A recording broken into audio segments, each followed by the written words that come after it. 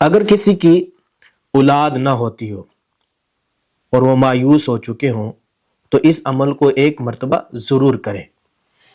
21 چھوارے لیں اور اس پر سورۃ التغابن 21 مرتبہ پڑھیں، پھر ایک ماہ میں 7 چھوارے میاں بیوی دونوں کھا لیں۔ اسی طرح ایک چھوارے کو آدھا آدھا کر لیں، آدھا چھوارا جو ہے وہ شوہر کھا لیں اور آدھا چھوارا جو ہے وہ بیوی کھا لے، پھر اس کے بعد حق زوجیت ادا کریں۔ اگر پہلے مہینے میں حمل ٹھہر جائے تو بہتر، ورنہ پھر دوسرے مہینے میں اسی طرح یہ عمل جو ہے وہ تیسری مہینے میں دہرائیں۔ انشاءاللہ عز و جل حمل جو ہے نا وہ ٹھہر جائے گا۔